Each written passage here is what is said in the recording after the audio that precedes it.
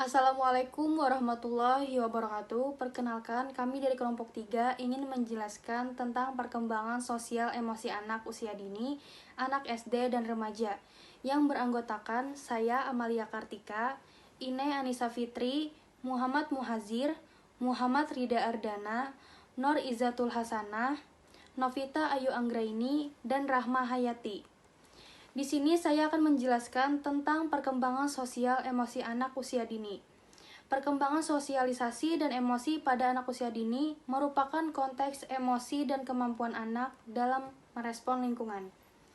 Perkembangan sosial emosi anak bertujuan mengetahui cara anak berhubungan dengan orang lain serta bertanggung jawab atas dirinya sendiri dan berperilaku sopan dan baik kepada siapapun. Assalamualaikum warahmatullahi wabarakatuh. Perkenalkan, nama saya Nur Izzatul Hasanah. Di sini saya akan melanjutkan presentasi dari saudari Amelia, yaitu saya akan menjelaskan yang ketiga, yaitu perkembangan sosial pada anak usia dini meliputi 3 tahap. Yang pertama, tahap 0 sampai dengan 18 bulan, dan yang kedua, tahap 18 bulan sampai dengan 3 tahun, dan yang ketiga tahap 3 tahun sampai dengan 6 tahun. Di sini saya akan menjelaskan yang pertama, yaitu tahap 0 sampai dengan 18 bulan. Yang pertama yaitu awal perkembangan bayi dalam memperlihatkan rasa aman dan nyaman kepada keluarganya. Yang kedua, bayi akan mengeksplorasi melalui sentuhan, rasa, dan bau, dan lain-lain. Dan yang ketiga, sel-sel yang dimiliki oleh otak pada bayi berfungsi sebagai pengendali setiap aktivitas manusia. Kedua, tahap 18 bulan sampai dengan 3 tahun. Yang pertama, mampu mengembangkan motorik, panca indera, visual, dan auditori. Yang kedua, menyesuaikan dirinya dengan aturan yang berlaku terhadap lingkungannya. Yang ketiga, timbulnya rasa percaya diri dengan perkembangan fisik, kognitif, dan bahasa. Nah, yang ketiga, tahap 3 sampai dengan 6 tahun. Yang pertama, anak mulai masuk dalam lingkungan pendidikan yang paling dasar, yaitu taman kanak-kanak, contohnya seperti PAUD dan TK. Yang kedua, anak-anak akan belajar bersama dengan teman-teman yang seusia dengan mereka. Yang ketiga, pada usia taman kanak-kanak, perkembangan sosial sudah mulai berjalan. Nah, sekian pembahasan yang telah saya jelaskan. Selanjutnya akan dijelaskan oleh saudari Novita. Sekian, terima kasih. Halo, perkenalkan nama saya Novita Ayu Anggraini. Di sini saya akan melanjutkan materi dari Amelia Kartika, yaitu tentang perkembangan emosi pada anak usia dini. Jadi, perkembangan emosi pada anak usia dini meliputi yang pertama, emosi berdasarkan kondisi tubuh. Awal-awal kehadirannya di dunia, ekspresi yang bisa dihasilkan oleh bayi masih amat terbatas. Emosi yang dihasilkan pun lebih dikarenakan kondisi yang ia rasakan. Kondisi ini akan berlanjut hingga ia balita. Pada bayi usia 0-3 bulan terjadi. Contohnya, anak akan menangis ketika merasa lapar. Sebaliknya, ketika merasa kenyang dan aman, anak akan memilih untuk tidur dan tidak bereaksi apa-apa. Lalu yang kedua ada meniru orang lain. Usia 1-3 tahun adalah waktu emas untuk belajar meniru. Anak biasanya juga sudah mulai bisa mengekspresikan hanya tiruan emosi dari orang-orang di sekelilingnya. Tingkah tiruan ini tentunya ia sesuaikan masih dengan kondisi badan ditambah perasaannya. Tidak lagi sekedar menangis dan tertawa, anak juga akan mulai mengekspresikan emosinya dengan lebih beragam, seperti marah, dan dia juga akan mulai memilih orang-orang yang ia sukai. Lalu yang ketiga ada menuntut perhatian. Jadi kalian mungkin sering mendengar istilah tantrum. Nah, jadi tantrum merupakan kondisi saat anak tiba-tiba meledak emosinya. Dia mungkin akan melakukan berbagai bentuk ekspresi negatif, mulai dari menangis kencang, menjerit, bahkan menendang dan mengacaukan kondisi di sekelilingnya. Lalu ada takut kepada orang yang tak dikenal. Puncaknya pada rentang usia 18-24 bulan. Anak akan terlihat mulai membatasi interaksinya terhadap orang yang dia rasa tidak akrab. Bahkan dia akan cenderung menunjukkan emosi takut terhadap orang asing yang ada di sekitarnya. Dan selanjutnya yaitu mulai bermain dengan teman sebaya. Memasuki usia 2 tahun ke atas, kebutuhan sosial akan kian besar.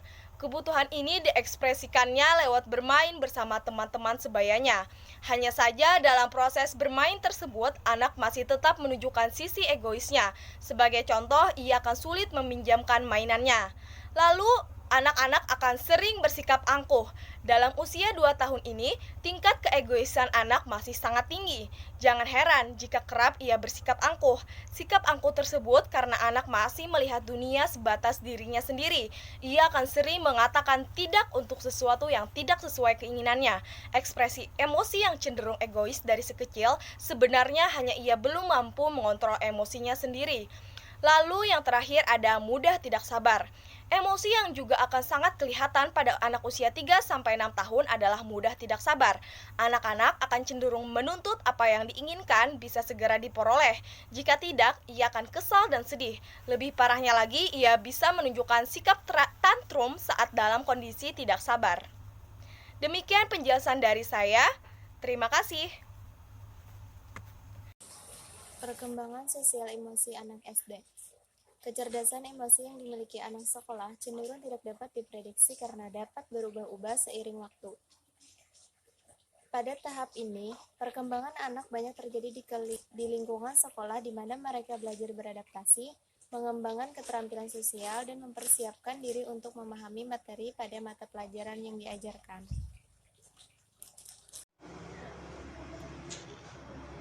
Iya, oke, baik. Kali ini saya ingin melanjutkan materi. Materi kali ini adalah perkembangan sosial emosional yang dicapai anak SD. Antara lain, yang pertama, semakin membutuhkan perhatian dan persetujuan dari orang tua. Yang kedua, mempunyai nilai teman baik dan ingin diterima teman sebayanya.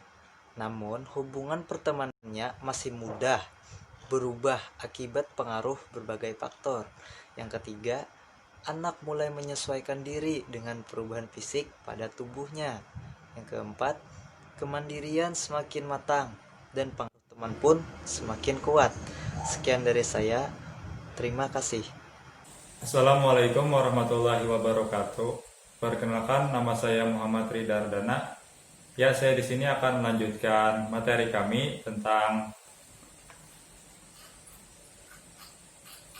perkembangan sosial emosi anak usia dini, anak SD, dan remaja.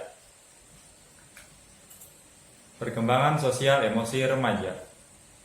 Masa remaja disebut juga dengan masa peralihan.